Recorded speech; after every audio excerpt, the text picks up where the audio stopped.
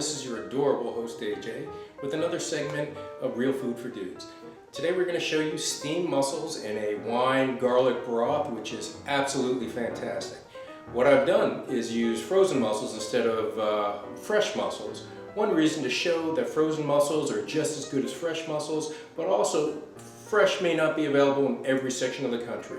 I'll show you the ingredients I use, how I prep her, and what it looks like at the end. It's a wonderful, easy dish to make, sure to impress anybody. Thanks for watching, guys. Take care. What I have here is the herbs and spices I'm going to use. Now, it's not truly steamed. Truly steamed mussels or clams would constitute the fresh version with the shells closed, and you can tell when they're really ready when the shell's open. What I'm using is frozen mussels, and these are a great alternative. They don't maybe have the liquor that the fresh mussels have, but also you don't have to contend with the beards that fresh mussels have as well. One thing you never want to do with fresh mussels is pull the beard out while you're storing them, because that'll kill the mussels, and you want them alive when you steam them, or else they'll start to go bad. What we have here is our basic ingredients. We're going to start with an olive oil, and this is a light olive oil. I said in another video that it doesn't burn as much as the extra virgin olive oil. This is 6 cloves of garlic, roughly chopped. This is marjoram. A lot of times I'll use oregano, but using marjoram this time, it's a little different, has more of a lemony pepper flavor to it, so it's going to complement the mussels real well. Especially, I've got salt and pepper here, and I'm not sure if you can see, but I put some red pepper in there. I like it spicy, and it's not a whole lot, probably about maybe a half a teaspoon or so. And most importantly is a cup of white wine. The wine is important. It imparts a certain flavor. I've tried making without wine. It's just not the same. Now, if you're worried about the alcohol content in the wine, the majority of it cooks out. About 95% of the alcohol cooks out. There will always remain an alcohol content, but it's not significant, nothing that's going to affect you badly. Moving on, I'm going to show you how to cook this and what it looks like. Okay, I've got my 4-quart pan. I'm on the burner here. I'm going to turn on the the stovetop, the gas stove. And what I'm going to do, I've said in other videos, I'm going to let it warm up just a little bit. Remember, hot pan, cold oil, the food won't stick. So while I let that heat up, I'm going to bring over the rest of the ingredients. The pan's been cooking for about, been on for about a minute, minute and a half. So first thing I'm going to do is add the oil.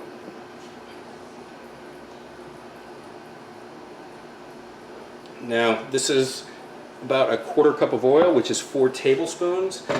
And again, it may seem like a lot. However, I want to get a lot of the bottom of the pan coated, especially when I use the garlic. And remember, a lot of this is for flavoring. We're not going to scoop out the oil.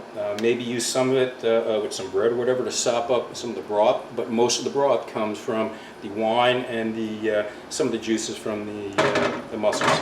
So you can see how that's getting kind of shimmery. That's a good sign that's ready to cook.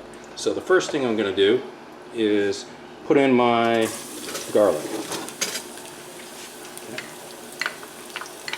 I had it on high heat to get the pan warm, and now I'm going to lower it to medium high. One of the things that a lot of amateur chefs and cooks do is they continue to cook on high heat, which is not necessarily a good thing because the food will burn. A lot of times, a lower heat will release flavors, and it'll cook it properly before it burns. Now, one of the things as well is when you cook garlic, it kind of breaks down the molecular structure, and so it becomes so mild, and that's why cooking is so important. Now, if you burn it, if I kept this on really high heat the entire time and burn it, it would become bitter again. So it's there's a sweet spot in there between softening it up, making it just tender, and cooking it too much. So I'm going to let this go and stir this around, that way it doesn't burn until it's just tender. Some of the garlic is starting to brown at the edges, and I can tell it's tender just by stirring it, so I've been cooking for about a minute, maybe 2 minutes. So I'm not going to add the herbs and the salt and pepper yet, because I don't want those to burn. What I want to do is cool down the pan and start cooking making the broth, which is the wine, the garlic, and the oil. So it's hot. I'm going to pour my cup of white wine in there, so you can hear it go. You can hear it kind of sizzle, and that's a good thing. If it was hotter, it would deglaze the pan. In other words, if I were cooking at high heat, if I needed it, any type of brownness that would be stuck at the bottom, it would take that off and mingle it with the rest of the sauce.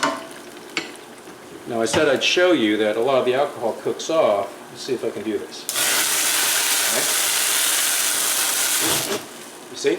That's the alcohol cooks off. That's what they do when you have like Cherry's Jubilee or something at a restaurant. They'll take and they'll cook that with brandy and then flambe it at the table side because it looks fancy. But that's how you can tell. And I can smell it just standing right here. We don't want the alcohol in there. I mean, there'll be residual amount, but as I said, you know, for children, for folks who just choose not to drink, most of this just cooks off and leaves just a wonderful flavor. I'm going to turn the heat up just a notch, all right, because I'm not worried about burning. I still want to keep it hot. I'm going to put marjoram in, and I'm going to put the salt, pepper, and red pepper flakes in. I'm going to stir this around just for a minute to incorporate everything. And I think I mentioned it in one of my other videos. If not, a lot of times you want to cook different foods at different times because foods do not cook at the same temperature at the same time. So garlic is a lot tougher, so it's going to cook faster than any fresh herbs or spices you may have. So that's one of the reasons I do that. And I also want to melt the salt and have that all intermingled. So I've got the basic broth made. So now I'm going to add the frozen mussels. Okay, and this would be the same process if I had fresh mussels or clams. Okay. Now, I turned it off. I turned it on high again, okay, because I want it to boil through and soften and intermingle the fantastic flavor of the mussels and the broth. So what I'm going to do is cover this and let this simmer for about 5 to 10 minutes. Then we'll be ready to serve.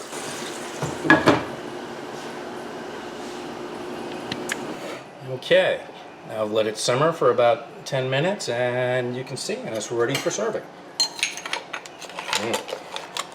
This sauce, broth that it's in, just smells amazing.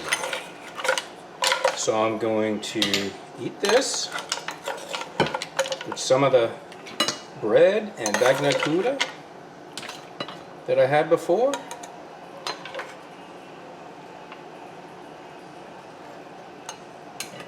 And that'll be a wonderful dinner.